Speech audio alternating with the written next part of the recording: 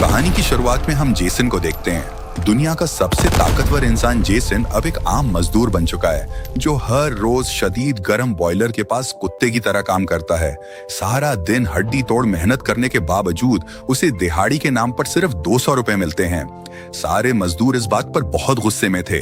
तभी इस जालिम फैक्ट्री मालिक ने सीधा फसाद रोकने वाली पुलिस को बुला लिया।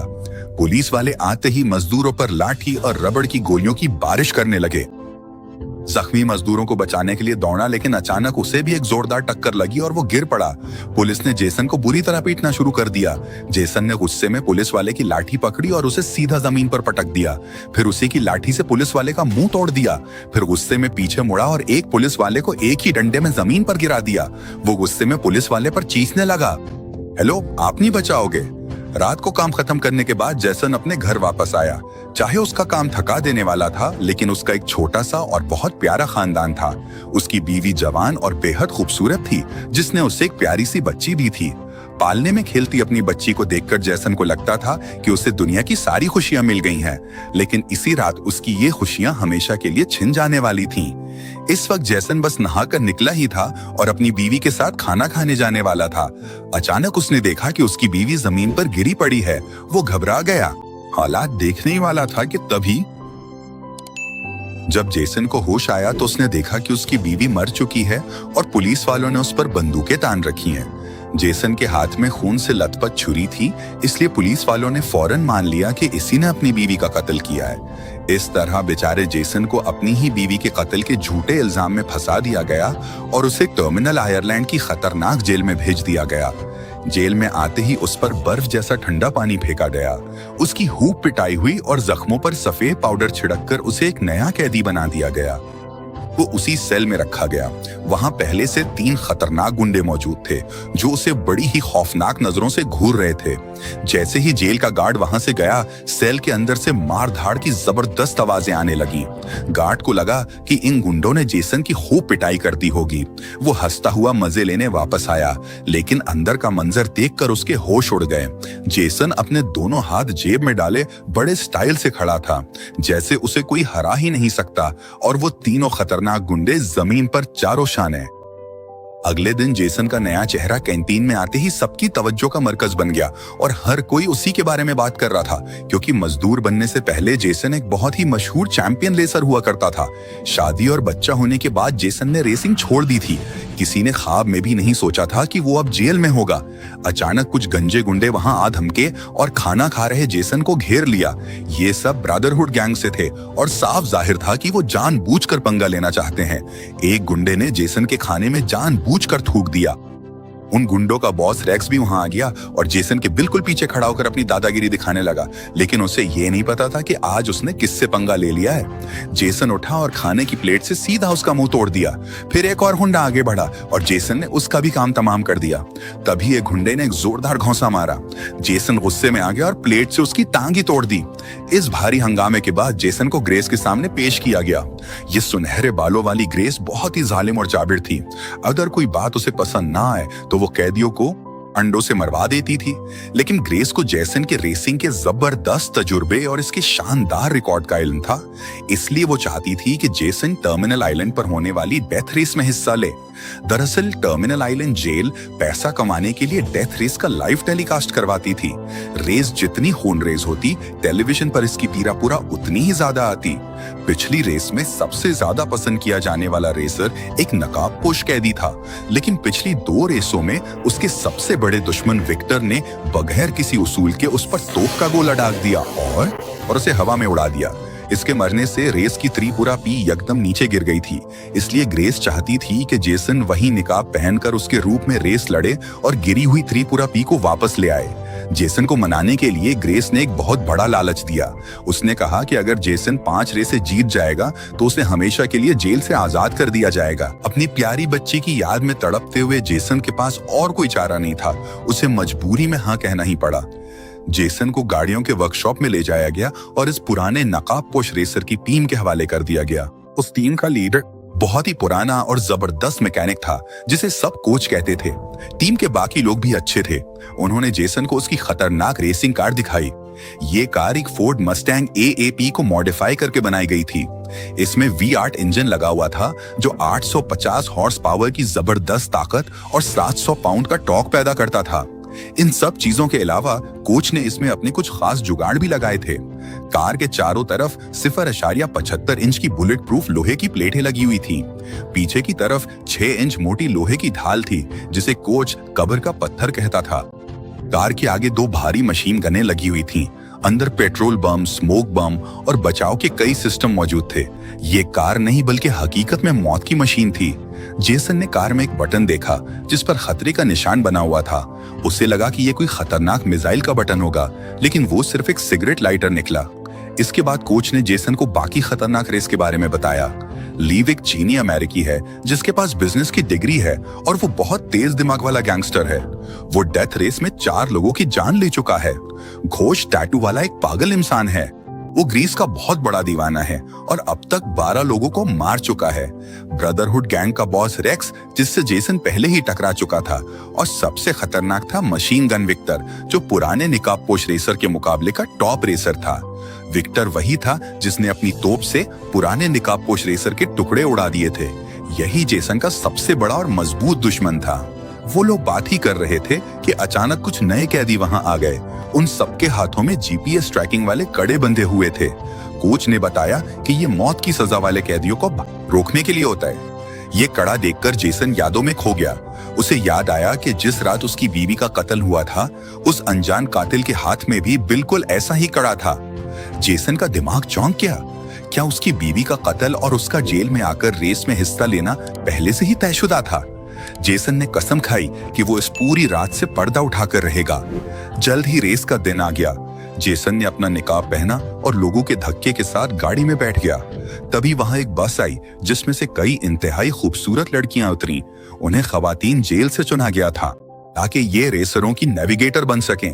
जेसन की नेविगेटर तो और भी ज्यादा कातिलाना थी, जिसे देखकर किसी के भी पसीने छूट जाएं। उसका नाम लीली था और वो भी इस निकाबपोश के बदलने का राज जानती थी। जब कार की खिड़कियां बंद हुईं, तो जेसन ने अपना निकाब उतार दिया।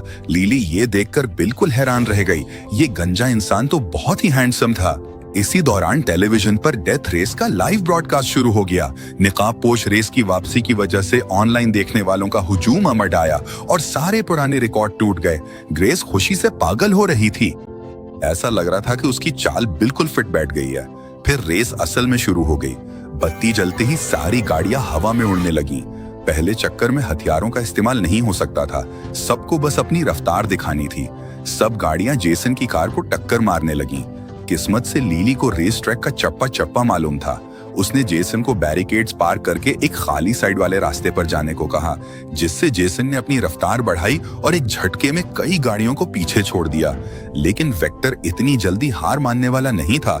उसकी गाड़ी एक भारी ट्राम पिकअप थी। गाड़ी के आगे नुकीले कांटे लगे हुए थे। दोनों तरफ खतरनाक मशीन गनें थीं और छत पर रॉकेट लॉन्चर लगा हुआ था। वो बिल्कुल खूंखार लग रही थी। उसने जेसन की कार को जोरदार टक्कर मारी। जेसन उसका मुकाबला नहीं कर सका, इसलिए उसे तेजी से एक छोटे रास्ते की तरफ मोड़ना पड़ा। ब्रॉडकास्ट रूम में बैठी ग्रेस के हुक्म पर गाड़ियों का हथियार सिस्टम ऑन कर दिया गया। अब रेसरों को जमीन पर बने तलवार और ढाल वाले निशानात पर गाड़ी चढ़ानी थी। तलवार वाले बटन से हथियार मिलते थे और ढाल वाले से बचाव का सामान। एक खोपड़ी का निशान भी था। इस पर गाड़ी चढ़ाने का मतलब था सीधा काम तमाम। टैटू वाले आदमी घोष ने अभी अभी एक मगरूर रेसर को मारा था और बहुत अकड़ रहा था, लेकिन गलती से वो विक्टर के आगे आ गया। विक्टर ने गुस्से में आकर अपना निशाना इसी पर साध लिया। हथियार का बटन मिलते ही विक्टर ने उस पर ताबड़तोड़ गोलियां बरसा दी, लेकिन घोस्ट को ढाल का बटन मिल गया और उसकी कार के पीछे से ढेर सारा गाढ़ा तेल निकलने लगा। विक्टर वक्त पर हिट नहीं पाया और उसकी गाड़ी बुरी तरह फिसलने लगी। अगले राउंड में घोस्ट खुशी से पागल हो रहा था। उसने फिर से हथियार का बटन लिया। आगे जा रहे लियो पर हमला बोल दिया, लेकिन इसे क्या पता था कि लियो अपनी कार के पीछे से ढेर सारे लोहे के कांटे गिरा देगा, जिससे घोस्ट की कार के सारे टायर फट गए। पीछे से आती एक कार ने इसे जोर से टक्कर मारी और उसकी कार हवा में कई बार पलटी खा गई। लियो यहीं नहीं रुका, उसने सही मौका देखकर एक मिसाइल भी दाग दी। घोस्ट की गाड़ी के परखच्चे उड़ गए। वो बुरी हालत में रेंगता हुआ बाहर निकला, लेकिन इसका घमंड अभी भी कम नहीं हुआ था। अगले ही पल इस भयानक सीन को देखकर टेलीविजन की त्रिपुरा पे एकदम से फटकर आसमान छूने लगी। ग्रीस बड़ी से मुस्कुराई। रेस आगे बढ़ती रही। जेसन को हथियार तो मिल गया, लेकिन उसकी बंदूक से गोली ही नहीं चल रही थी। लिली ने कमाल की हिम्मत दिखाई और चलती कार की खिड़की से बाहर लटक कर फंसी हुई मशीन गन को जोर जोर से पीटने लगी। पास वाली कार की लड़की भी बाहर निकलकर उन पर पागलों की तरह गोलियां बरसा रही थी। जेसन अपनी कार को दूसरी कार के पीछे छुपाने लगा, लेकिन मुसीबत तब हो गई जब विक्टर भी वहां आ धमका और उन पर मुसलसल गोलियां चलाने लगा। शुक्र है लिली ने सही वक्त पर मशीन गन ठीक कर दी और वो जल्दी से कार के अंदर वापस आ गई। जेसन और उसने एक दूसरे को देखकर मुस्कुराया। समझ आ गया कि ये लड़की भी कोई आम लड़की नहीं है। विक्टर के तोप के गोलों से बचने के लिए जेसन ने डिफेंस बटन दबा लिया, लेकिन अजीब बात यह थी कि कार में बचाव के लिए रखा हुआ तेल और बाकी सिस्टम काम ही नहीं कर रहे थे। ऐसा लग रहा था कि ये कोई इत्तेफाक नहीं है। बाकी लेसरों ने भी ये बात समझ ली। उन्होंने विक्टर को धक्का देकर रास्ते से हटा दिया और जेसन पर हमला कर दिया ताकि उसे खत्म कर सकें। जेसन की कार का पिछला हिस्सा मार खा खाकर तकरीबन टूट चुका था। मेरे खुद में बैठ जाओ। क्या लली को लगा कि जेसन मरने से पहले मजे लेना चाहता है, लेकिन जेसन की नीयत खराब नहीं थी। उसने तो बस कार में लगा हुआ पेट्रोल बम बाहर फेंका था। इस तरह जेसन ने बड़ी चालाकी से अपने दुश्मन का काम तमाम कर दिया। ग्रेस जेसन के इस काम से बहुत खुश थी। उसके बाद जेसन ने गाड़ी की रफ्तार बढ़ाई और एक कार का पीछा करने लगा। उस कार में ब्रदरहुड गैंग का बॉस रिस्क था। उसने जेसन की तरफ हाथ से एक ऐसा इशारा किया जिससे जेसन को बाहर से आए इस कातिल की याद आ गई। जेसन का ध्यान जैसे ही भटका, विक्टर ने उसे जोरदार मारकर रेस से बाहर कर दिया। उसी लिए जेसन ये रेस हार गया और छठे नंबर पर रहा। रेस खत्म होने के बाद जब जेसन कार को वापस वर्कशॉप लाया तो कोच ने कार चेक की। उसने देखा कि कार में बचाव वाला तेल बिल्कुल फुल भरा हुआ था। फिर रेस के वक्त वो काम क्यों नहीं किया? जब सब लोग जोर लगाकर इस बारे में सोच रहे थे तो दूसरी तरफ जेसन को पूरी बात समझ आ गई थी। उसे झूठे इल्जाम में फंसाने का काम पक्का इसी ग्रीस का है। इसी ने जेसन की बीवी को मरवा दिया और इल्जाम उस पर डाल दिया, सिर्फ इसलिए ताकि जेसन इस डेथ रेस में हिस्सा ले सके। जब ग्रीस ने उसके लिए बुलाया तो जेसन ने साफ इनकार कर दिया, लेकिन वो चुड़ैल बहुत तेज निकली। उसने जेसन की बेटी की तस्वीर निकालकर उसके सामने रख दी। उस वक्त उसकी बेटी को किसी ने गोद ले लिया था और सिर्फ ग्रेस को उसकी बेटी का पता मालूम था। जेसन गुस्से से आग बगोला हो गया, लेकिन इस धमकी के आगे उसे मजबूर होकर रेस के लिए हाँ कहना ही पड़ा। जेसन समझ गया था कि उसे किसी भी तरह इस जेल से भागने का रास्ता तलाश करना होगा और अपनी बेटी के पास वापस जाना होगा, और अपनी बीवी को मारने वाले कातिल को तो वो बिल्कुल नहीं छोड़ेगा।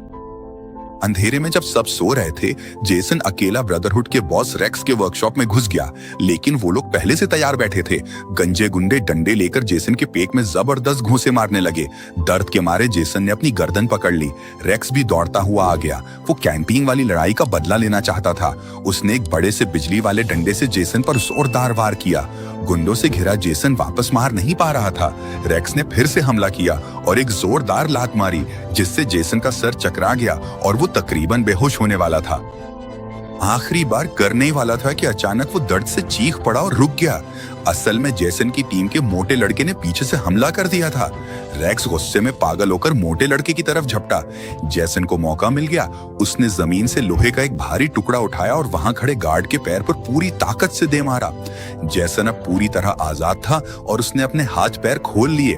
उसने जमीन पर पड़ा हुआ लाल रंग का फायर एक्सटिंग्विशर उठाया और एक ही झटके में एक गुंडे का सर फोड़ दिया। जेसन के हाथ में सिलेंडर देखकर छोटे गुंडे पीछे हटने लगे। जेसन ने एक गुंडे को दीवार से लगाया और ऐसा जोरदार राइट हिक मारा कि उसका चेहरा खून से नहा गया। जेसन उसे छोड़ना नहीं चाहता था। वो गुंडे की तरफ तेजी से झपटा। जेसन ने फिर से एक जोरदार वार किया और मुसलसल हमले करता रहा। इसके बाद एक जबरदस्त साइड की मार मारी। जेसन ने देखा कि छोटा गुंडा उड़कर दूर जा गिरा है। छोटे गुंडे को आखिरकार डर लग गया था। जेसन बिल्कुल यमराज की तरह लग रहा था। उसने वर्कशॉप का एक भारी टूल बॉक्स उठाया और छोटे गुंडे की पीठ पर दे मारा। इससे तो उसकी सारी हड्डियां ही सीधी हो गई होंगी। जेसन अभी भी उसे बख्शने के मूड में नहीं था।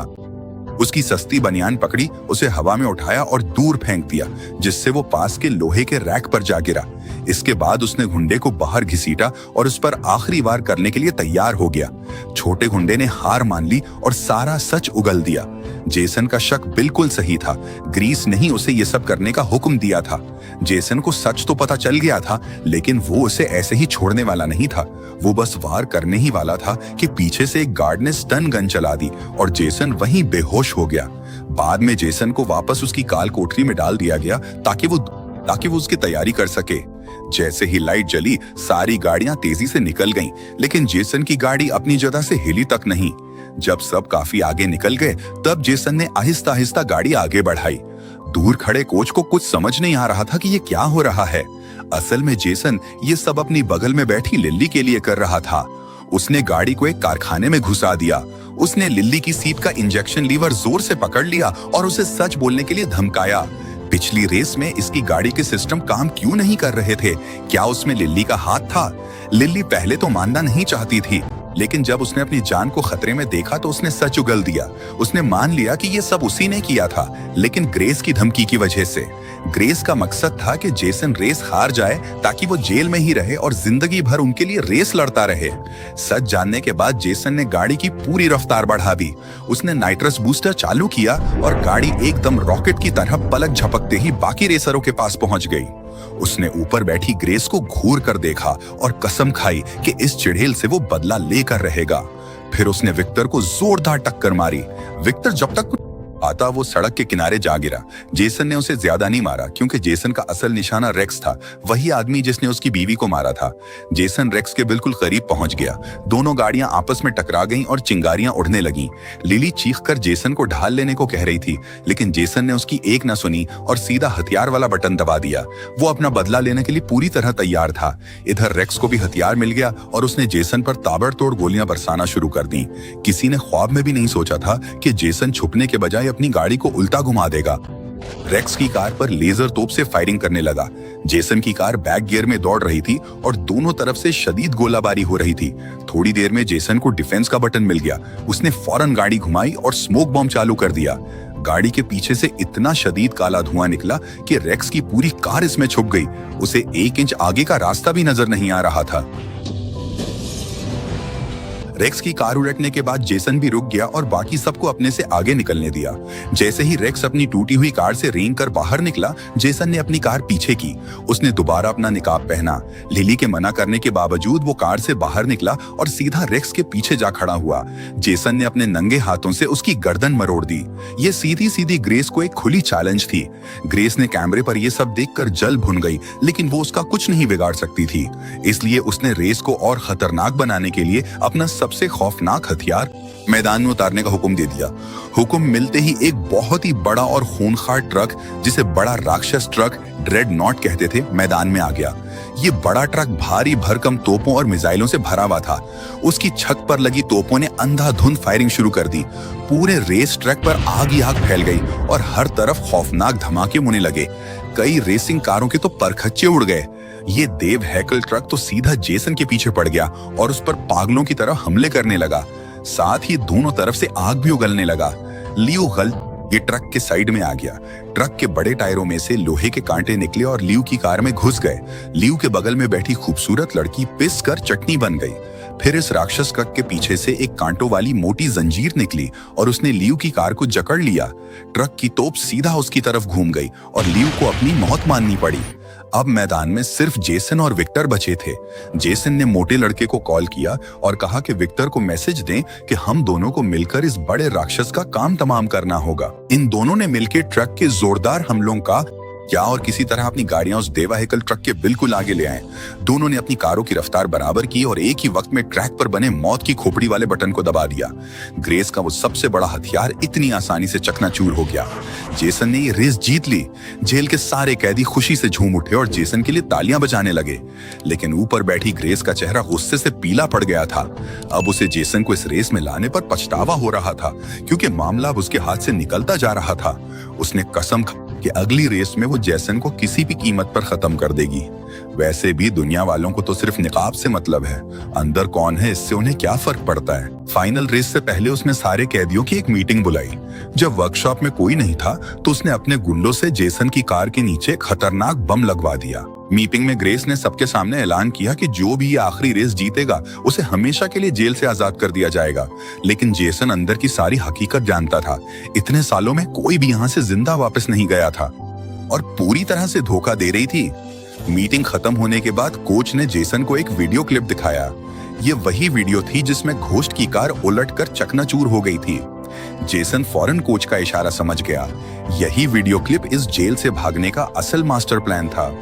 इसलिए जेसन अकेला विक्टर की वर्कशॉप में गया और उससे पूरी सेटिंग कर ली। कुछ ही देर बाद डेथ रेस का फाइनल मुकाबला आ गया। अब मैदान में बस 2 ही लोग अपनी जान की बाजी लगाने के लिए बचे थे।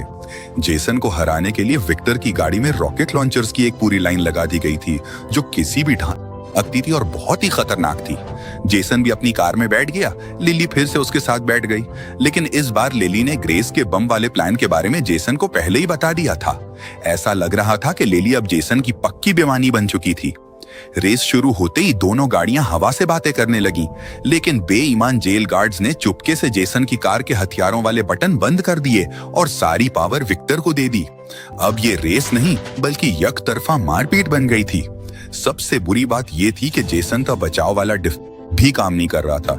लग रहा था कि जेसन की हार यकीनी है। विक्टर खुशी से पागल हो गया और उसने जेसन पर गोलियों की बारिश कर दी। ऐसे में जेसन क्या करता? उसने अपनी कार के पीछे लगी लोहे की ढाल को सड़क पर गिरा दिया। विक्टर बहुत फिरतीला निकला। उसने कार को कट मारकर बचा लिया। जेसन तेजी से कार दौड़ाता रहा और आखिरकार उसे एक चलता हुआ डिफेंस बटन नजर आ गया।